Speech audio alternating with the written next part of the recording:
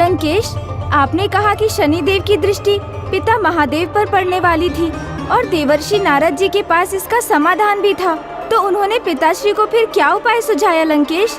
कृपया बताइए। शनिदेव कल सूर्योदय होने पे यहाँ पे आने वाले हैं, तो क्यों ना आप एक उपाय करें। शनिदेव अपनी दृष्टि आप पे डालने यहाँ आए, उससे पूर्व ही आप यदि कैलाश छोड़कर कहीं और चले जाएं, तो जब शनिदेव यहाँ आएंगे तो आपको यहाँ पे नहीं पाएंगे, तो अपनी दृष्टि आप पे नहीं डाल पाएंगे। और जैसे ही वे पुनः लौट जाए और सूर्यास्त हो जाए, तब आप भी पुनः यहाँ पे आके अपना स्थान ग्रहण कर लीजिएगा।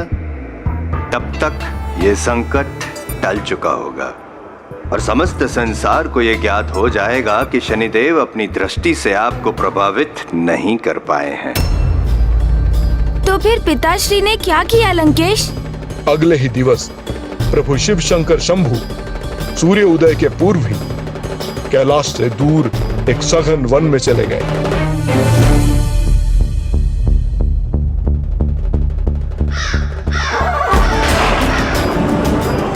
स्वर आगे उस मार्ग पर काक स्थित है। मुझे दूसरी दिशा से जाना चाहिए। काक तो शनिदेव का सर्वाधिक प्रिय है, उनसे भी दूर रहना उचित होगा।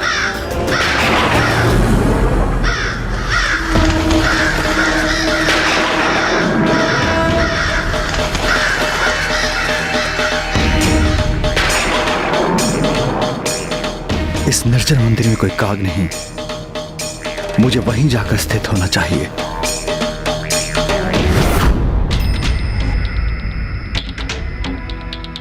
यही स्थान उचित होगा।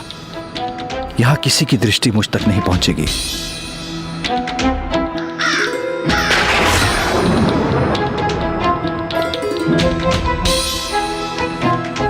कदाचित ये काग शनिदेव को सूचित कर रहे होंगे कि मैं कहां हूं।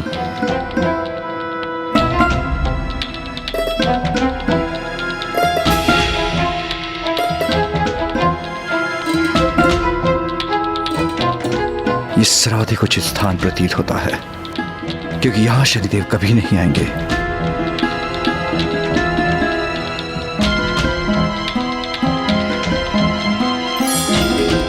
यहां मैं निश्चिंत होकर ध्यान कर सकता हूं।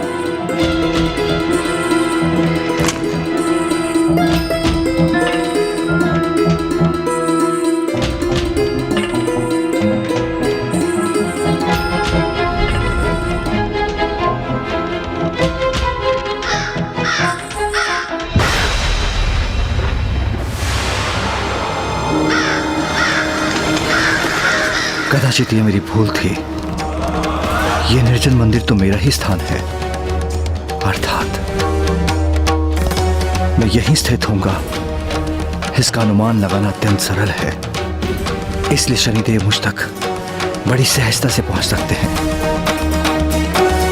मुझे किसी अन्य स्थान को ढूंढना होगा, क्योंकि सूर्योदय होने में कुछ ही समय शेष है। मुझे यह कार्य शीघ्र करना होगा।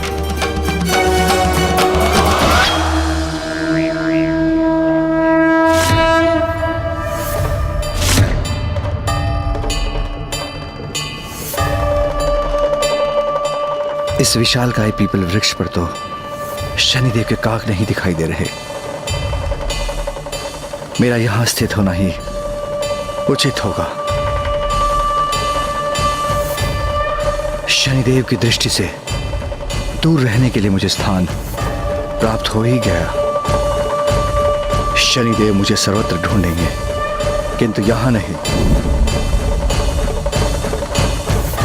सूर्यास्त होने तक मैं यहीं स्थित होकर ध्यानस्थ रहूंगा और शनिदेव मुझे समस्त ब्रह्मांड में ढूंढते ही रह जाएंगे।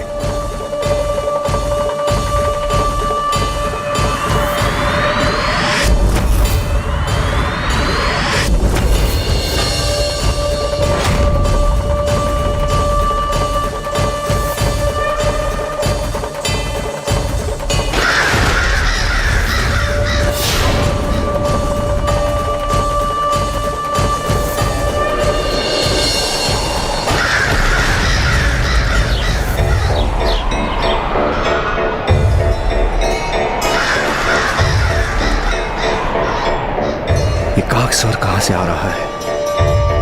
कहीं शनिदेव का आगमन तो नहीं हो रहा यहां?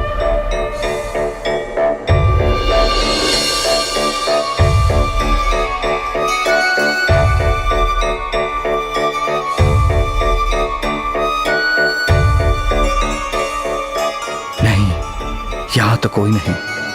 ना शनिदेव हैं और ना ही उनके काग।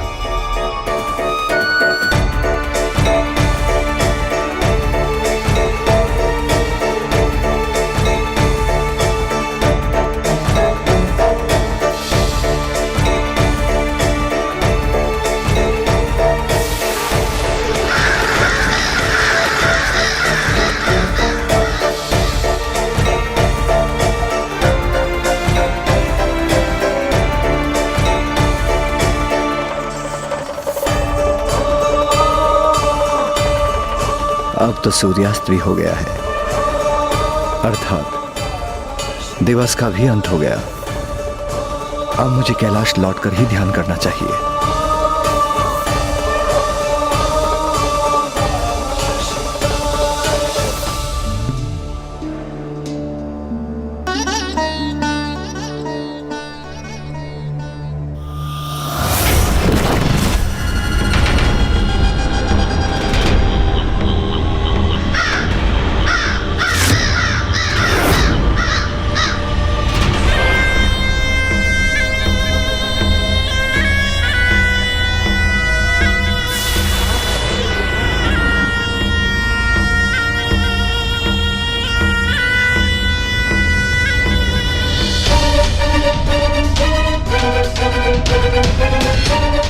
प्रणाम महादेव।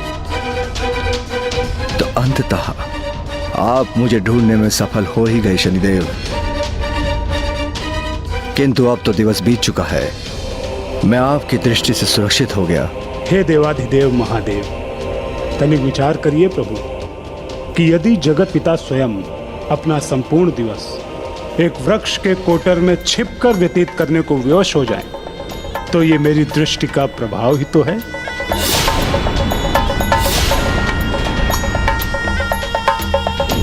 आज संपूर्ण दिवस आप जहां भी गए प्रभु, मेरी दृष्टि निरंतर आपके पीछे थी। मुझे प्रसन्नता हुई शनिदेव कि आप अपना धर्म और कर्तव्य निष्पक्षता और कुशलता से निभा रहे हैं। प्रभु, आपकी कृपा से मैं अपने कर्तव्य पथ, दायित्व एवं कर्म से ना ही कभी भटका हूं और ना ही भविष्य में भटकूंगा। भले ही मेरे सम्मुख कोई भी क्यों ना आ जाए। यहाँ मेरा कार्य संपन्न हुआ प्रभु। अब आप इस भक्त को आज्ञा दें।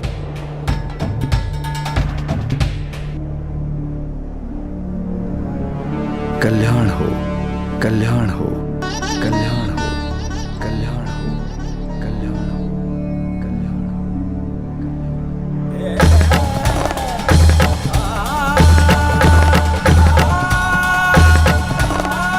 हे नारायण के स्वरूप पीपल वृक्ष, आज आपने मुझे अपने कोटर में आश्रय प्रदान किया, किंतु उसके पीछे जो कारण नहीं था वह समय आने पर ही उजागर होगा।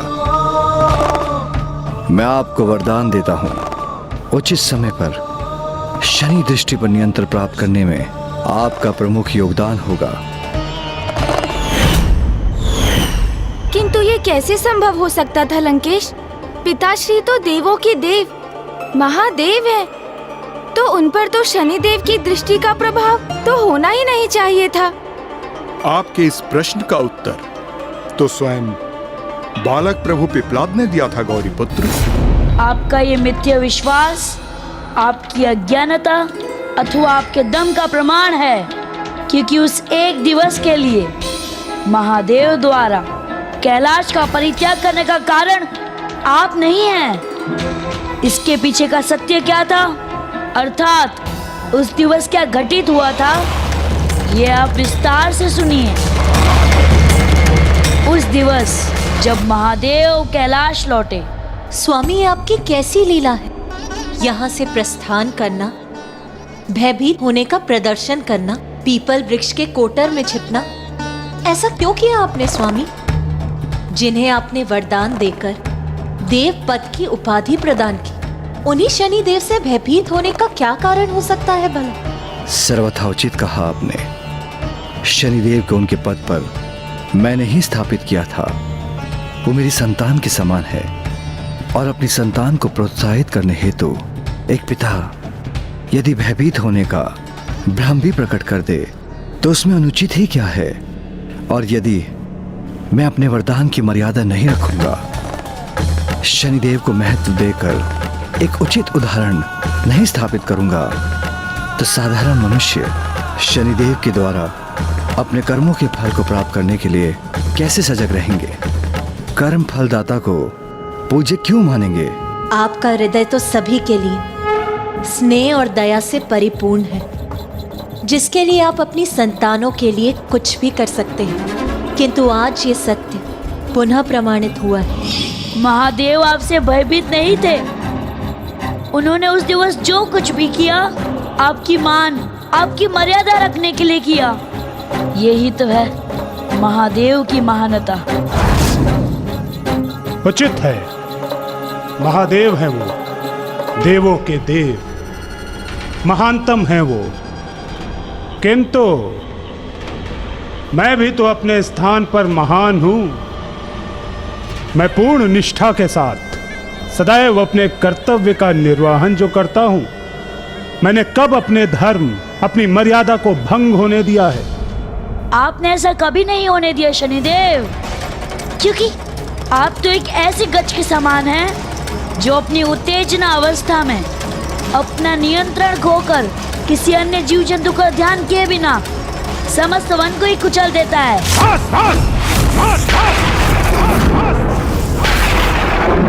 बहुत हो गया बालक, अब तुम्हारे लिए उचित यही होगा कि शीघ्र तुम यहाँ से चले जाओ, अन्यथा तुम्हारी इस उद्दंडता के लिए तुम्हें गंभीर परिणाम भुगतने होंगे। कहीं ऐसा ना हो कि मैं दंड स्वरूप तुम पर अपनी दृष्टि ही डाल दूं। मेरे प्रति आपने जो अन्याय किया है उसका दंड दिए बिना मैं यहाँ से कहीं नहीं जाऊंगा। आपके साथ हुई दुर्भाग्यपूर्ण घटना से इतने आहत हो गए आप कि उसके परिणाम से आपने स्वयं को कठोर बना लिया कि अन्य किसी की पीड़ाओं का ध्यान ही नहीं रहता आपको। आपको सीमाओं में बांधना अनिवार्य हो गया है शनिदेव।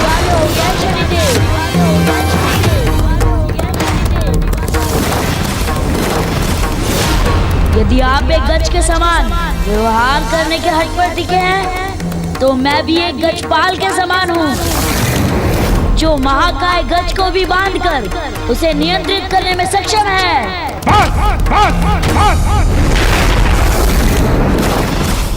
अब तुम्हारे मुख से एक भी शब्द नहीं सुनूंगा मैं।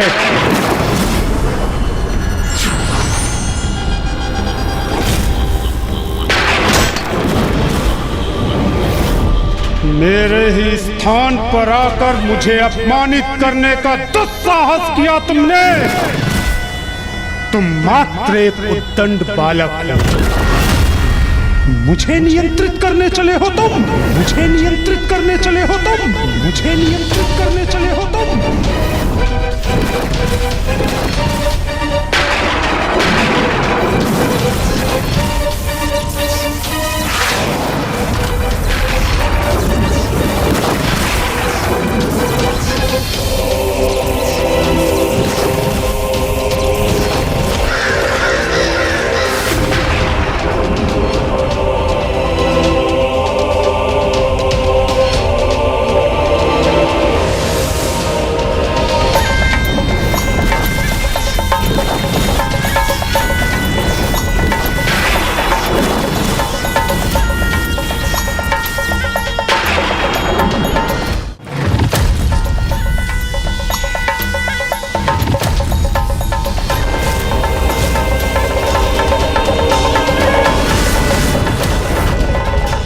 स्वामी, ये कैसा अनर्थ होने जा रहा है वहाँ? क्या परिणाम होगा इस परिस्थिति का?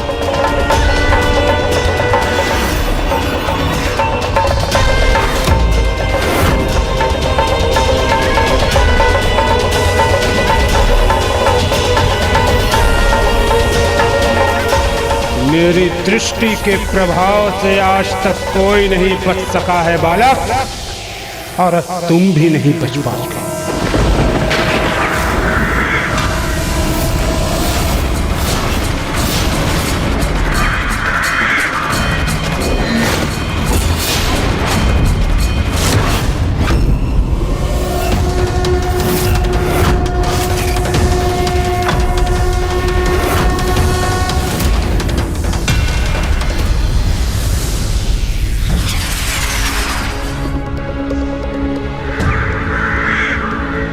अन्य ग्रहों के अधिपति तुम्हें मुझ तक पहुंचने से पूर्व ही रोक लें, इसके अनेकों प्रयास किए मैंने।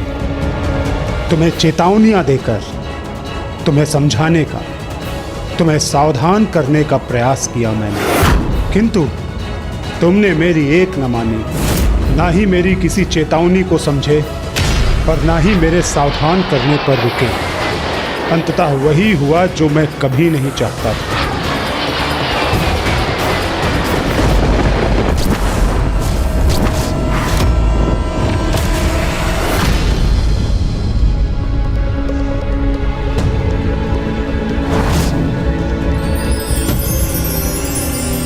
ये बालक क्या कर रहा है? मेरे प्रभाव को अपने नेत्रों में कैसे संचित कर रहा है? मेरी दृष्टि से कोई कैसे सुरक्षित रह सकता है? असंभव है ये, असंभव है। तुम कौन हो बालक पिपलाद?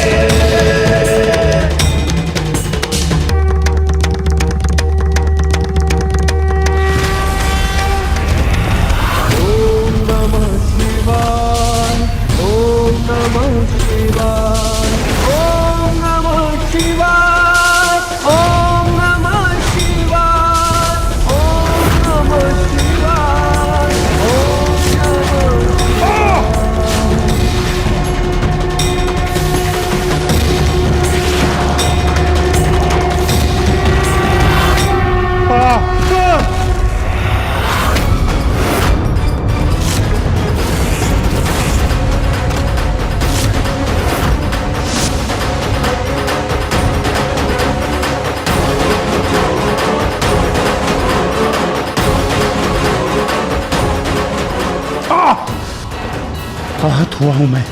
अपने दाहिने पांव पर अपना भार लेने में असमर्थ हो गया हूं। मैं इस विशालकाय पीपल वृक्ष के समक्ष क्यों पहुंच गया?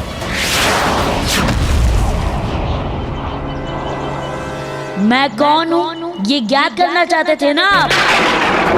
तो लीजिए, स्वयं अपने नेत्रों से देखिए मेरा वास्तविक परिचय।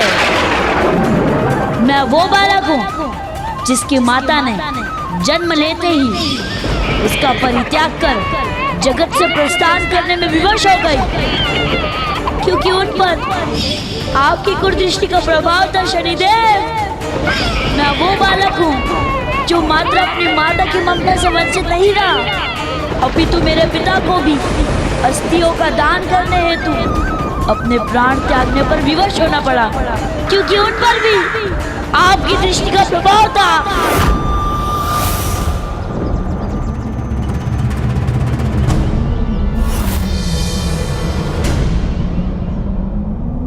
तो तुम क्या ऋषि दधीचि के पुत्र हो?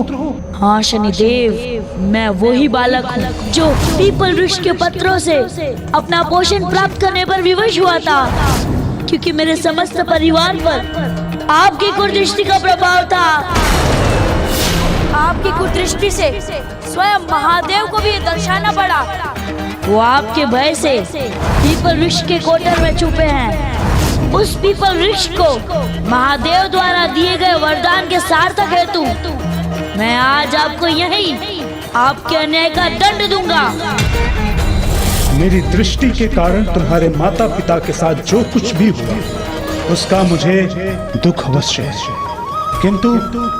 किंतु मैंने उनके साथ कोई अन्याय नहीं किया। उन्हें उनके पूर्व जन्म के कर्मों के अनुसार ही फल प्राप्त हुआ। किंतु इसमें मेरा क्या अपराध था? आपको अपने माता पिता से स्नेह प्राप्त नहीं हुआ तो जो आपको अपने प्रति अन्याय प्रतीत होता है, ये अन्याय क्यों नहीं है कि जन्म लेते ही अनाथ हो गया मैं, और एक अनाथ के ही भांति बड़ा हुआ। मेरे साथ जो हुआ उसे आप मेरे माता पिता के कर्मों का फल कैसे दे सकते हैं? किंतु इसमें मेरा दोष क्या है? मैं तो महादेव द्वारा दिए गए दायित्व की पूर्ति कर रहा हूँ। कर्म फलदाता हूँ मैं, तो कर्मों का फल ही प्रदान कर सकता हूँ। बुरे कर्मों के अनुसार उनके फल के रूप में आप बिना कुछ सोच विचारे जिन पर भी अपनी कुदृष्टि डालते हैं, वो स्वयं ही पीड़ित नहीं होता है, अभी तो उसका संपूर्ण जीवन छिन्न भिन्न हो जाता है।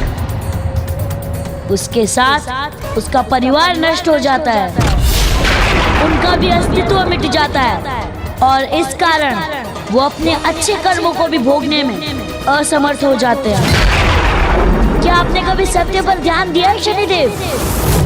आपके नेत्र खुलते हैं तो मात्र और मात्र दृष्टि डालने के लिए, किसी के अच्छे कर्मों को देखने के लिए क्यों नहीं खुलते आपके नेत्र?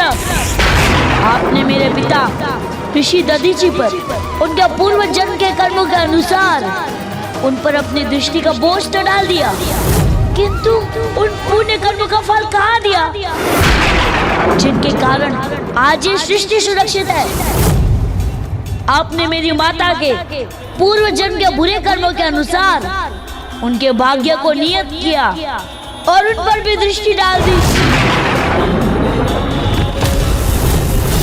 किंतु एक क्षण के लिए यह नहीं सोचा आपने कि उस महान स्त्री ने अपने स्वामी को जगत कल्याण हेतु अपना प्राण दान देने की अनुमति दे दी। हमारा ब्रह्मांड संकट में है, अर्थात हमारा परिवार संकट में है देवी, और इस महासंकट से हमारे संसार को मेरी अस्थियां ही मुक्त कर सकती हैं।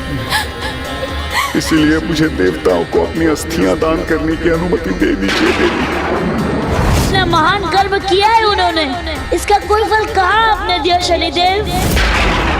तो आप अपने नेत्र को लेकर कर्म फलदाता, क्या ये पक्षपात नहीं है, अन्याय नहीं है कि एक नवजात शिशु से उसका सर्वस्व छीन लेना?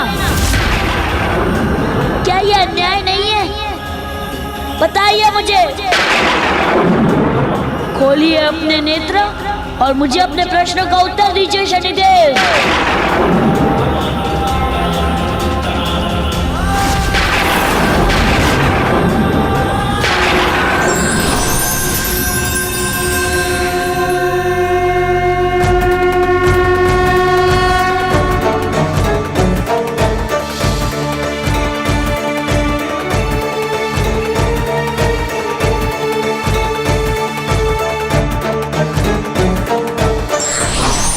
प्रभु, प्रभु, मुझे क्षमा कर दीजिए प्रभु, मुझे क्षमा कर दीजिए। आपको पहचानने में मैंने बहुत विलंब कर दिया प्रभु, बहुत विलंब कर दिया। प्रभु अपने इस भक्त पर कृपा कर पूर्ण स्वरूप के दर्शन दीजिए प्रभु, कृपा कीजिए प्रभु, कृपा कीजिए। अपने पूर्ण स्वरूप के दर्शन दीजिए प्रभु, दर्शन दीजिए। कृपा करिए प्रभु, मुझ पर कृपा करिए।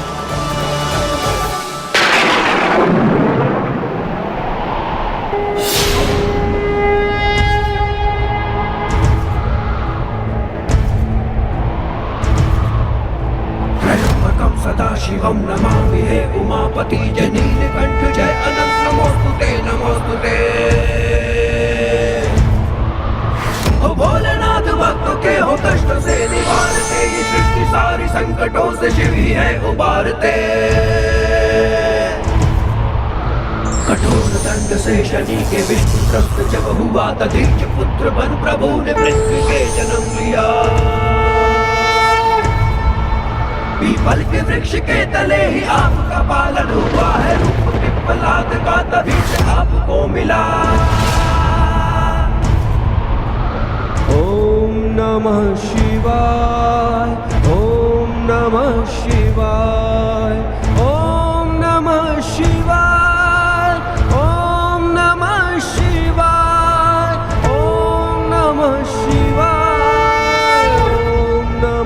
शिवाय।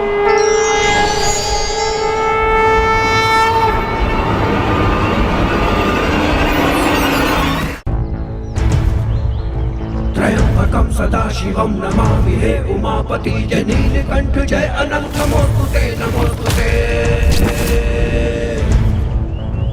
ओम नमः शिवाय ओम नमः शिवाय ओम नमः शिवाय ओम नमः शिवाय ओम नमः शिवाय ओम नमः शिवाय। कठोर दंड से शनि के विष्णु त्रस्त जब हुआ तदीच पुत्र बन प्रभु ने पृथ्वी पे जन्म लिया। पीपल के वृक्ष के तले ही आपका पालन हुआ है। रूप पिपलाद का तभी से आपको मिला।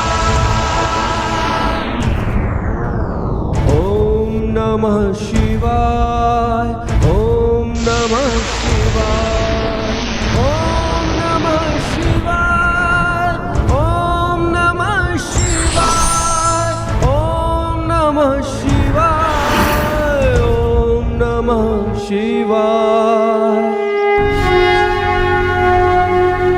लीजिए प्रभु, अपना अस्त्र पुनः धारण कीजिए और मैं जिस दंड के योग्य हूँ मुझे वो दंड दीजिए प्रभु, मुझे वो दंड दीजिए।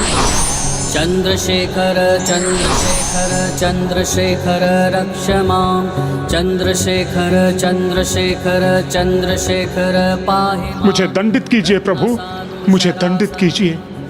आप प्रभु मुझे जो भी दंड देंगे सहर्ष स्वीकार होगा। इसका तो यही एकमात्र दंड है शनिदेव कि आपको अपनी दृष्टि पर नियंत्रण रखना होगा, क्योंकि मनुष्य के बुरे कर्मों के दंड के साथ आपको उसके अच्छे कर्मों का सुख भोगने का अवसर भी प्रदान करना होगा। और जो मनुष्य वर्तमान जीवन में सत्कर्म की ओर प्रेरित हो, उनके पूर्व के पापों को घटने की संभावना भी होनी चाहिए। व्यक्ति को प्रताड़ित करने के लिए नहीं, अपितु उसकी भूल को सुधारने के लिए होना चाहिए। इसलिए मैं आज से आपके प्रभाव पर नियंत्रण रखने के लिए 6 प्रमुख अवस्थाएं निर्धारित करता हूं, जिनमें प्रथम अवस्था यह है कि आज से व्यक्ति की शिशु अवस्था में आपकी दृष्टि उसे प्रभावित नहीं कर सकेगी। द्वितीय अवस्था आपके 7.5 अर्थात आपकी ग्रह दशा का योग मनुष्य के जीवन में 7.5 वर्षों तक ही उसे प्रभावित करेगा। तृतीय अवस्था 7.5 की ग्रह दशा मनुष्य के जीवन में 30 वर्षों में एक ही बार उसे प्रभावित कर सकेगी।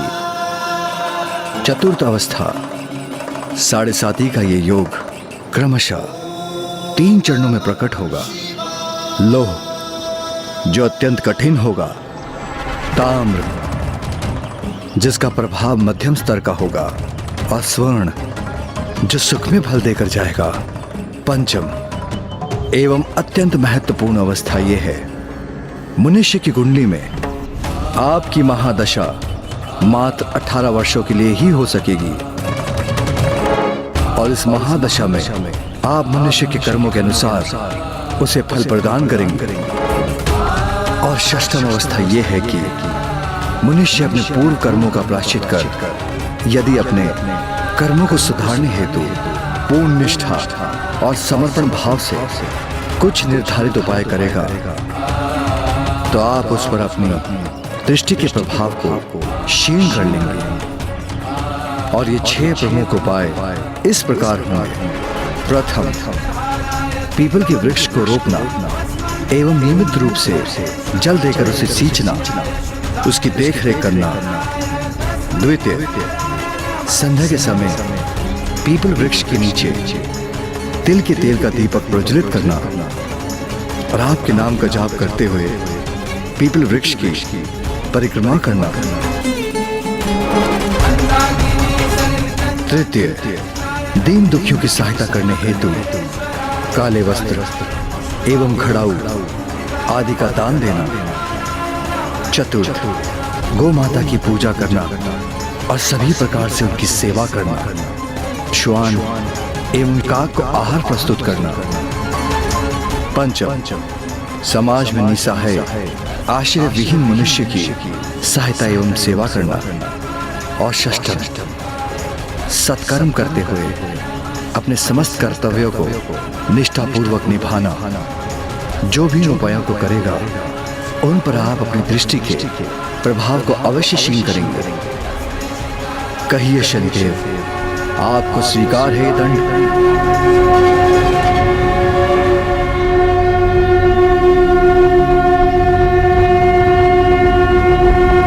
कर्म वो नहीं होते जो व्यक्ति की जानकारी में होते हैं। कई बार व्यक्ति से जाने अनजाने में भी कर्म होते हैं, व्यक्ति को उसका भी फल अवश्य मिलता है।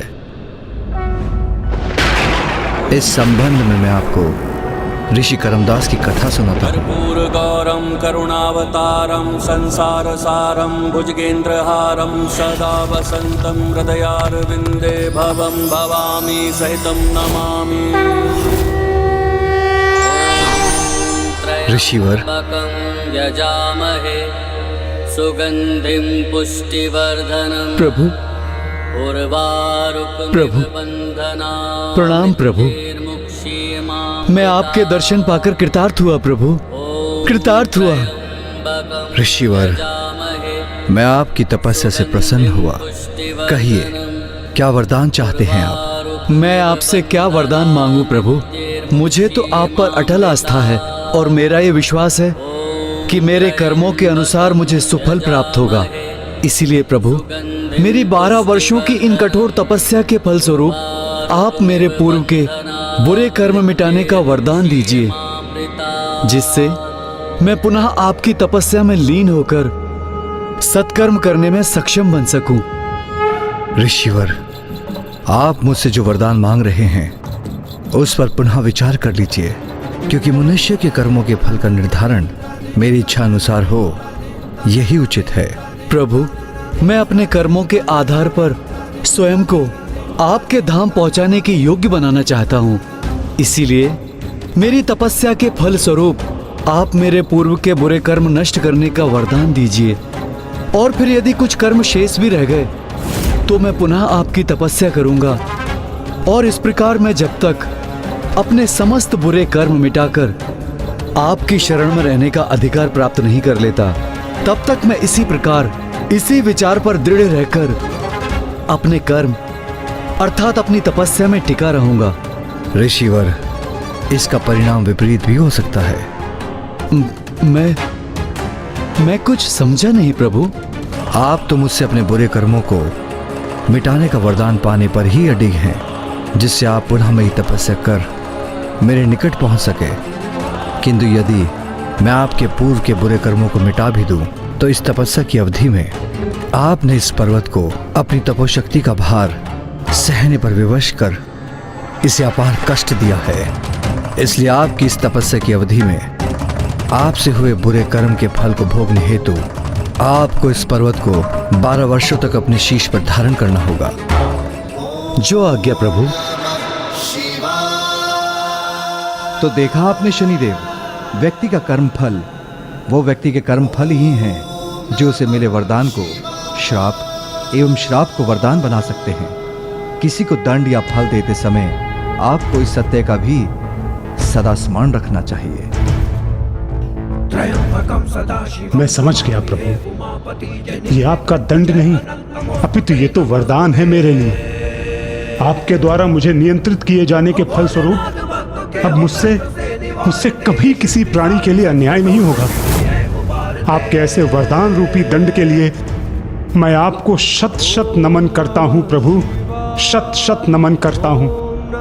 और प्रभु, मैं वचन भी देता हूं कि जो भी भक्त धर्म पथ पर अग्रसर रहते हुए आपकी उपासना करेंगे, आपके नाम का जाप करेंगे, मैं उन्हें अपनी दृष्टि के प्रभाव से मुक्त रखने का हर संभव प्रयास करूंगा।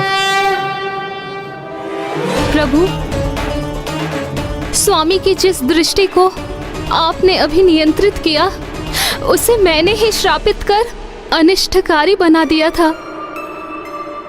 इसलिए आपसे मेरी विनती है कि कृपा कर मेरे श्राप को भी नियंत्रित कर दीजिए और मुझे मेरी भूल सुधारने का एक अवसर प्रदान कीजिए। ओम नमः शिवाय, ओम नमः शिवाय, ओम नमः शिवाय, ओम नमः शिवाय, ओम नमः शिवाय, ओम नमः शिवाय। मैं घोषणा करता हूँ कि आज से शनिदेव की सामान्य दृष्टि किसी को अहित नहीं करेगी।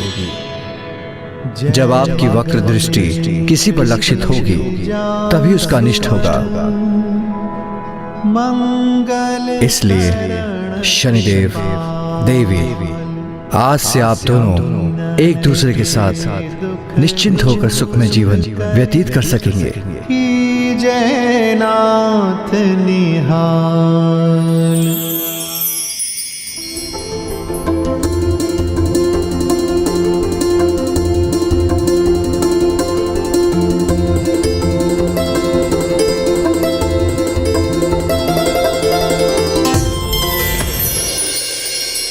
प्रभु पिपलाद की जय, प्रभु पिपलाद की जय।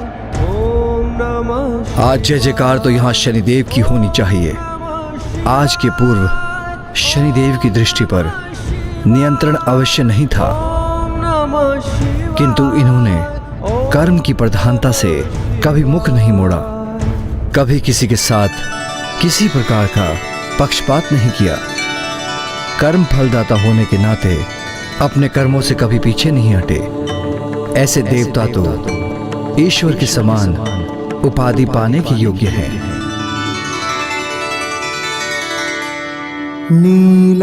और आज से आपको शनिदेव ही नहीं अपितु शनीश्वर के नाम से भी जाना जाएगा। और सभी की दृष्टि में आपका स्थान ईश्वर समान होगा। प्रभु तं नमामि शनैश्चरम्।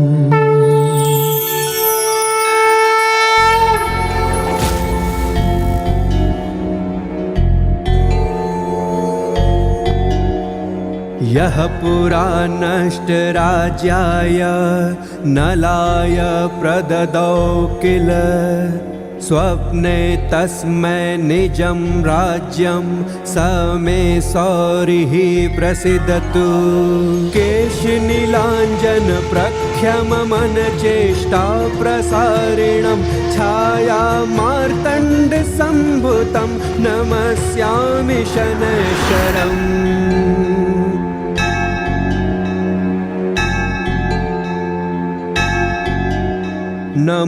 नमोऽर्कपुत्राय शनैश्चराय निहारवर्णां जनमेचकाय श्रुत्वा रहस्यमभवकामदस्य फलप्रदो मे भवे सूर्यपुत्रम्।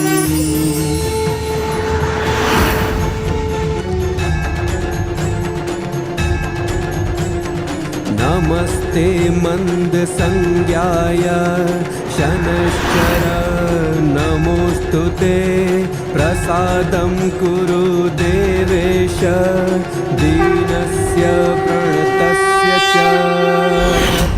अर्थात प्रभु पिपलाद का जन्म शनि दृष्टि को नियंत्रित कर शनि देव को शनीश्वर की उपाधि प्रदान करने के लिए हुआ था।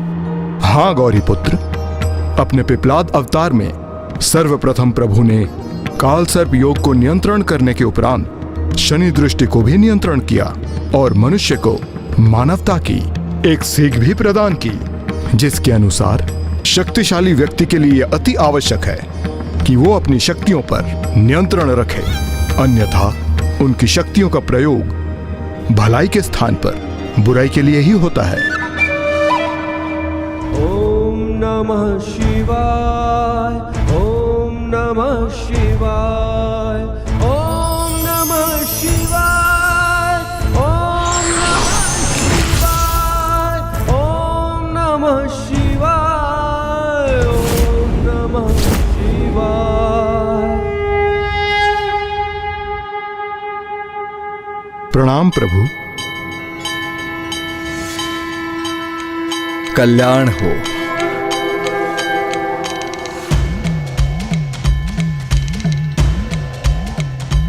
लंकेश ने सर्वथा उचित कहा।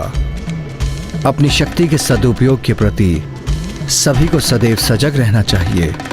कभी उस शक्ति पर अहंकार नहीं करना चाहिए, अन्यथा उनसे कोई ऐसी भूल ना हो जाए जिसे सुधारना संभव हो और वो अक्षम भूल व्यक्ति को उसके विनाश की ओर ले जाए।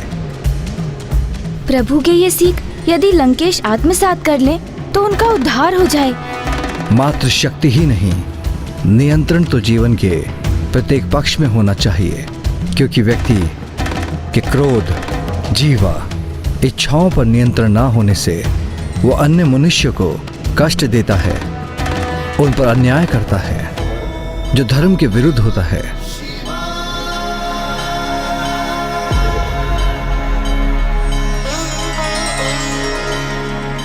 और उचित धर्माचरण तो यही है जिससे व्यक्ति ईश्वर एवं स्वयं को आनंदित तो रखे ही, किंतु उसका व्यक्तित्व तो ऐसा भी होना चाहिए जिससे संपूर्ण संसार को सुख प्रदान कर सके। इसका ध्यान सभी को सदैव रखना चाहिए।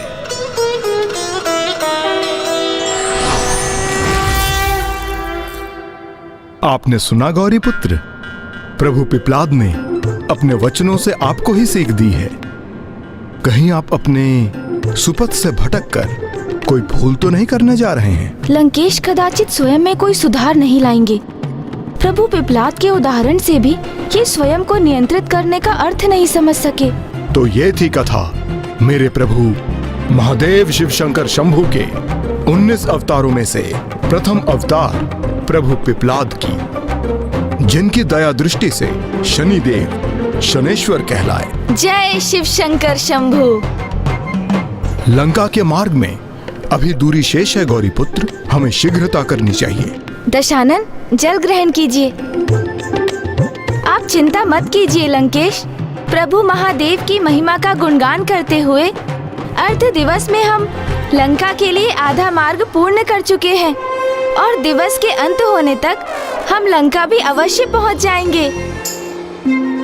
बस आप इतना कीजिए कि प्रभु शिव शंकर के अवतारों की कथा सुनाते रहिए।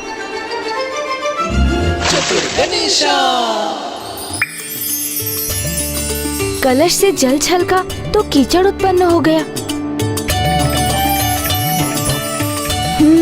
कभी कभी किसी को थाम कर रखना नहीं, छोड़ना ही उचित होता है। मुझे वो युक्ति सूझ गई जिससे लंकेश प्रभु के आत्मलिंग को छोड़ने पर विवश हो जाएंगे।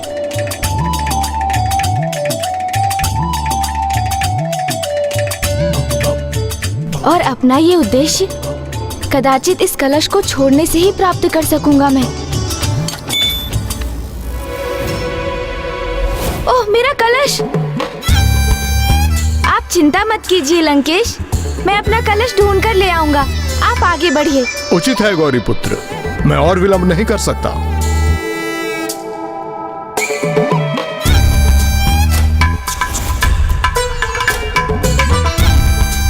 ये रहा मेरा कलश और मेरी युक्ति के अनुसार इससे जल भी प्रवाहित हो रहा है।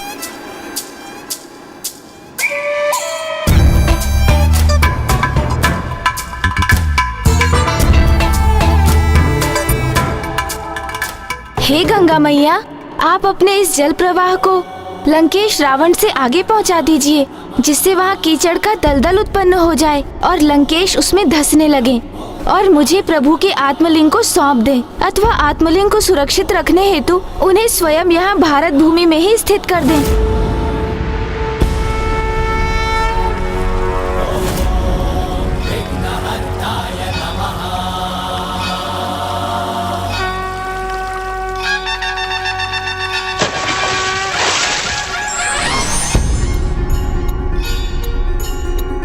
मेरा अनुरोध स्वीकार करने के लिए आपको शत-शत धन्यवाद गंगा मैया।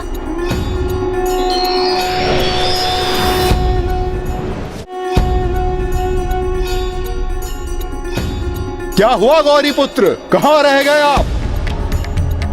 अपना कलश नहीं ढूंढ पा रहे क्या? कलश तो यही है लंकेश, मेरे नेत्रों के समक्ष ही, बस उसे उठाकर लाना ही शेष है। मैं अभी आपके निकट पहुंच जाऊंगा। तब तक आप विचार कीजिए कि प्रभु महादेव के किन अवतार की कथा सुनाने वाले हैं आप मुझे। उनके शेष 18 अवतारों में से किसी एक अवतार की कथा का चुनाव करना होगा ना आपको। उचित है गौरी पुत्र।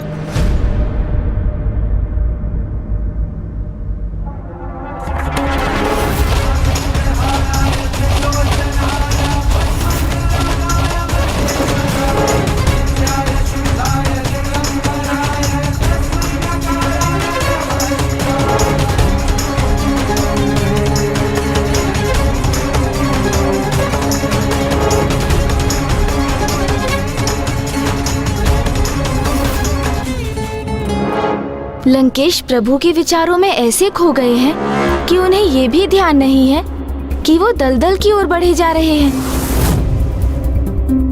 सावधान लंकेश, आगे कीचड़ है।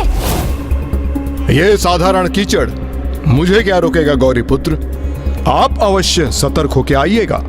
उचित है लंकेश, किंतु आप मुझे ये तो बताइए कि आप प्रभु के किन अवतार की कथा सुनाने वाले हैं। प्रभु शिव शंकर शंभू के प्रत्येक अवतार और उनकी कथा सर्वथा अद्भुत है गौरी पुत्र। इसलिए मैं इसी विचार में उलझा हूँ कि मैं आपको कौन सी कथा सुनाऊं।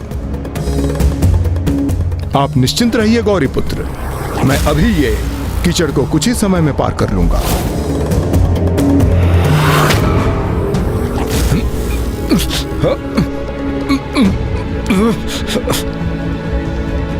आप चिंता ना कीजिए गौरी पुत्र, मैं अपने पौरुष से और अपने बल के आधार पर इस साधारण कीचड़ को सरलता से पार कर लूंगा।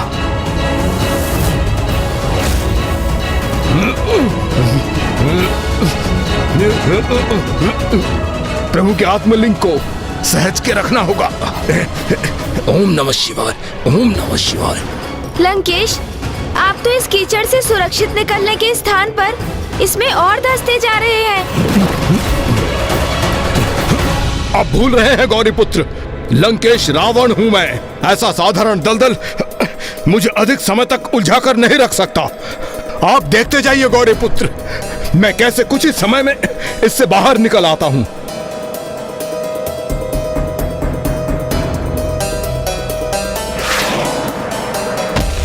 क्या मैं आपकी कुछ सहायता करूं लंकेश? नहीं गौरी पुत्र, मुझे आपकी सहायता की आवश्यकता नहीं है। लंकेश, मेरा एक सुझाव स्वीकार कीजिए।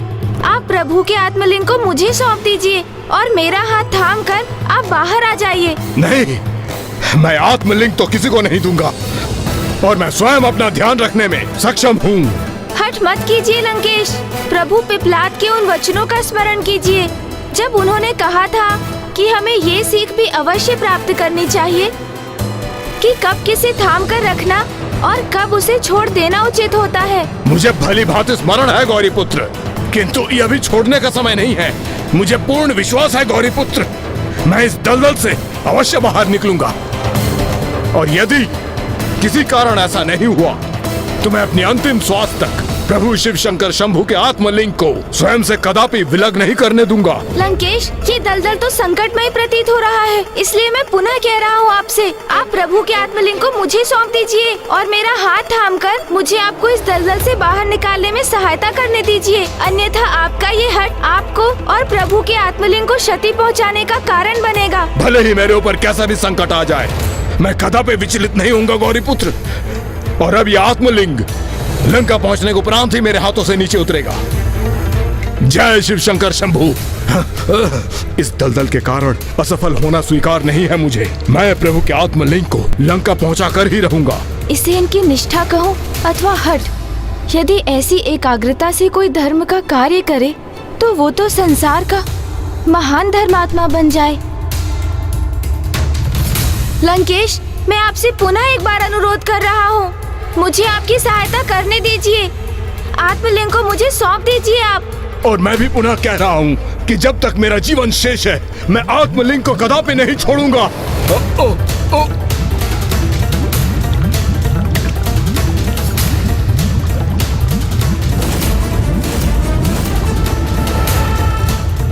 इस अवस्था में तो कहीं लंकेश के प्राण ही संकट में ना आ जाए। इस दलदल के भीतर श्वास लेने में असमर्थ हो रहे हैं।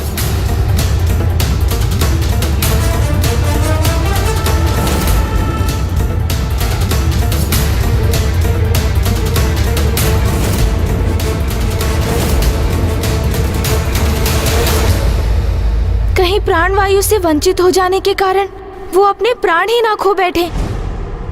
अर्थात अब मुझे ही कुछ करना होगा। सून जी, सहायता कीजिए।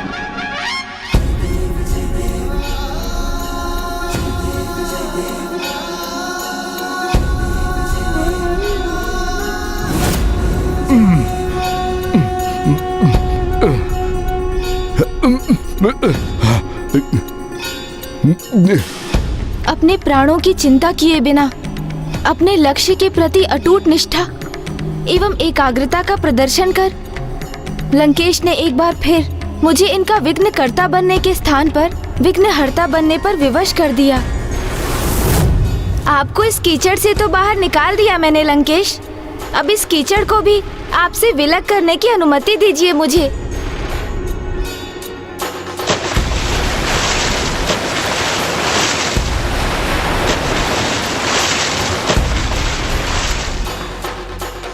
आपको मेरी सहायता करने की आवश्यकता नहीं थी गौरी पुत्र। मैं इस दलदल से स्वयं ही बाहर आ जाता, चाहे मुझे उसके लिए इसमें सदियां ही क्यों ना बितानी पड़ती। मैं तो इस बात से अचंभित हूँ लंकेश कि दलदल में पूर्ण रूप से समाहित होने का संकट उत्पन्न होने पर भी आपने प्रभु के आत्मलिंग को तनिक भी क्षति नहीं पहुँचने दी। उन्हें जिस प्रकार संभाल कर सुरक्षित रखा आपने, उसकी प्रशंसा मैं क्या कहकर करूं कि ये आपकी अपार निष्ठा थी, आपका हठ था अथवा आपकी भक्ति की एकाग्रता। भक्ति में एकाग्र रहने का सर्वोच्च महत्व है गौरी पुत्र, और मेरी भक्ति की एकाग्रता तो उससे भी अधिक है, जिन्हें भक्ति का प्रतीक माना जाता है। इसलिए मेरी भक्ति अतुलनीय है। किंतु आप मुझे ये तो बताइए कि आप पिताश्री के किस भक्त का उल्लेख कर रहे हैं? और किसका? स्वयं प्रभु महादेव शिव शंकर शंभू के अवतार, उनके सहायक नंदी जी का। ओह, नंदेश्वर जी।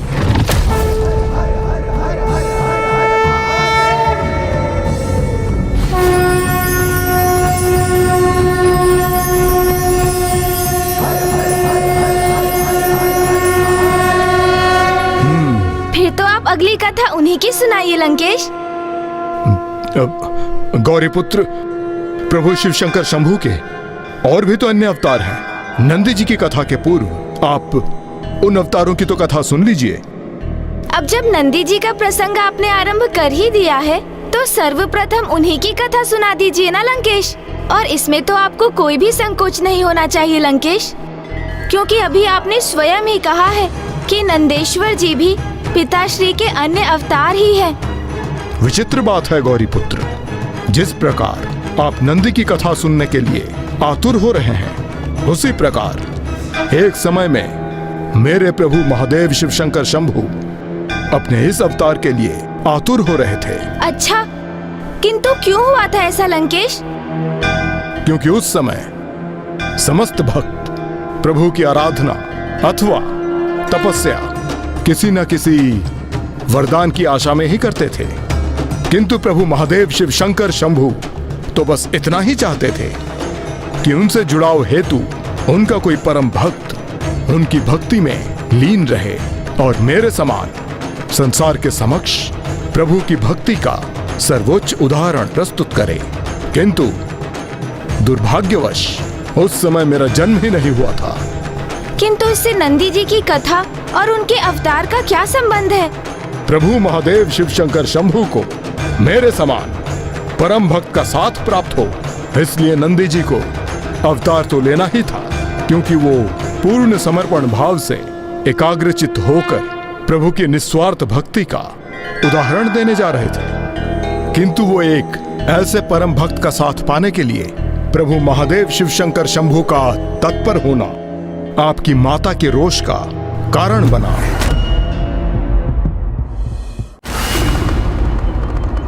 स्वामी, आज इन पुष्पों को देखकर ऐसा नहीं प्रतीत हो रहा जैसे ये पुष्प अपने पूर्णता उल्लास में प्रकट हुए हैं। साधारण।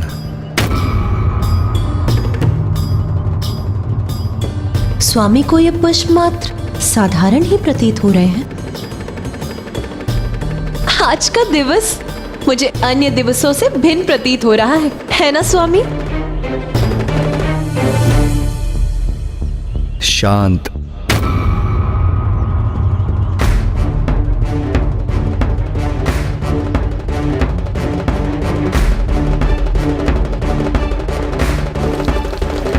अच्छा स्वामी, आप मुझे ये तो बताइए, मैं आपको मंदार एवं जूही में से किन पुष्पों की माला समर्पित करूं? श्रद्धालु।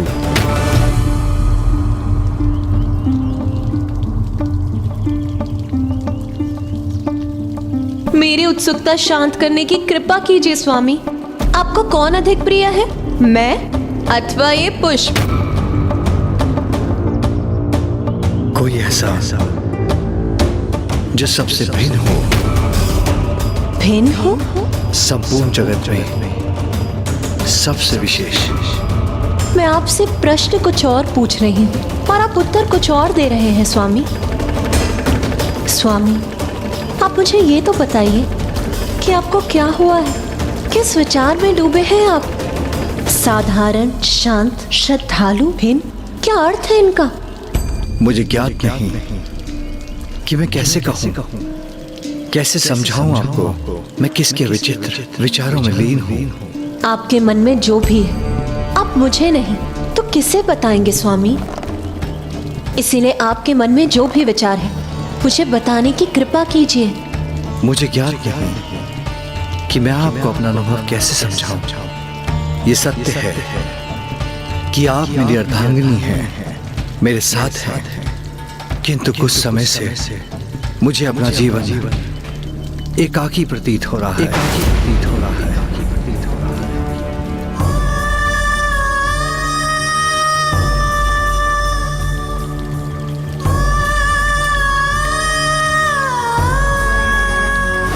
ये मेरा कैसा दुर्भाग्य है कि मैं उनके साथ हूँ, फिर भी मेरे स्वामी को ऐसा आभास हो रहा है जैसे वो सर्वथा एकाकी है। क्या अन्य किसी के साथ भी ऐसा हुआ होगा? क्या देवी सरस्वती का सानिध्य प्राप्त होने पर भी ब्रह्मदेव को कभी ऐसा आभास होता होगा? नहीं, मुझे पूर्ण विश्वास है उनके साथ ऐसा कदापि नहीं हुआ होगा।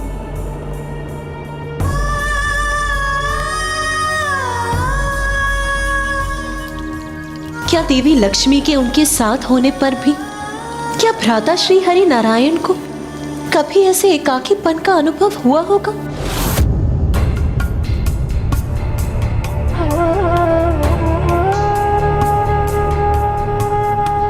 यदि उन्हें उनके जीवन में किसी अन्य की रिक्तता का आभास हो रहा है तो मैं भी उनके लिए पुष्प एकत्रित कर उनके लिए माला क्यों बनाऊं?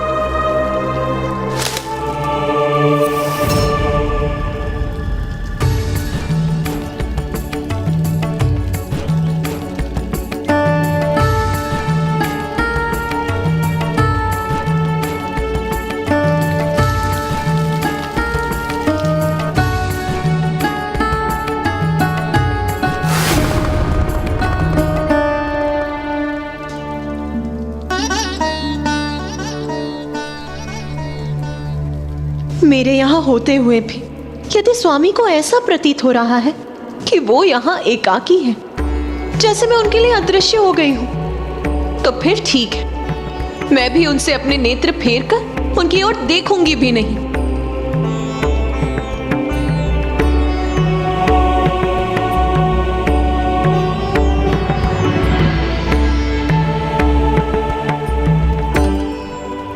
मैं ये पुष्प माला बनाऊंगी अवश्य, किंतु ये मैं उन्हें समर्पित नहीं करूंगी। एक पुष्प भी भेंट नहीं करूंगी मैं उन्हें। अपने वचनों से तो वो अपने भीतर का रोष प्रकट कर रही हैं, किंतु उनके हृदय में महादेव के लिए मात्र प्रेम ही है।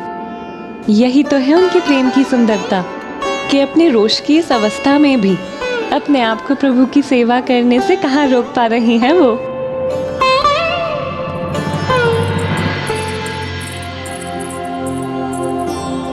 अपने स्वामी के प्रति अपने समस्त कर्तव्यों का निर्वाह करती हूँ मैं, फिर भी स्वामी को एकाकी प्रतीत हो रहा है।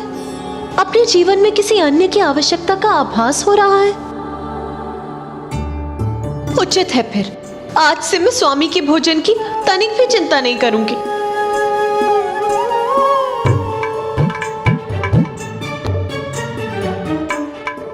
बस जो खीर उन्हें प्रिय है बस वही बनाऊंगी, और कुछ नहीं।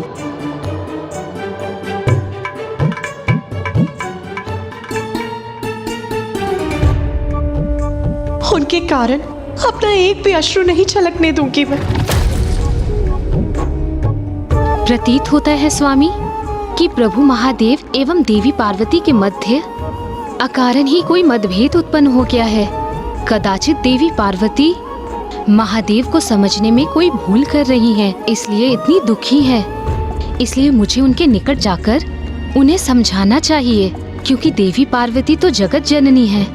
इसलिए यदि वो दुखी हो गई तो उनके दुख से प्रभावित होके उनके साथ समस्त सृष्टि भी जैसे मुरझा जाएगी। आपको कौन अधिक प्रिय है, मैं अथवा ये पुष्प? कोई ऐसा जो सबसे भिन्न हो।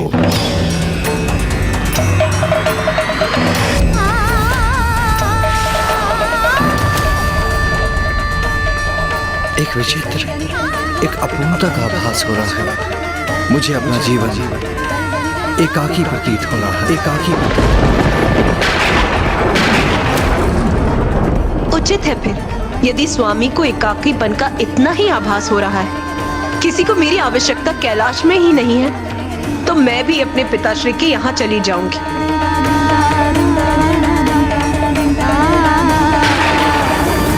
देवी पार्वती जब प्रथम बार कैलाश से इसी प्रकार गई थी तो इसका अत्यंत ही भयावह परिणाम सबके समक्ष प्रस्तुत हो गया था। चिंतित हूँ कहीं इस बार भी उनके कैलाश से चले जाने पर कोई विनाशकारी परिणाम ना प्रकट हो जाए।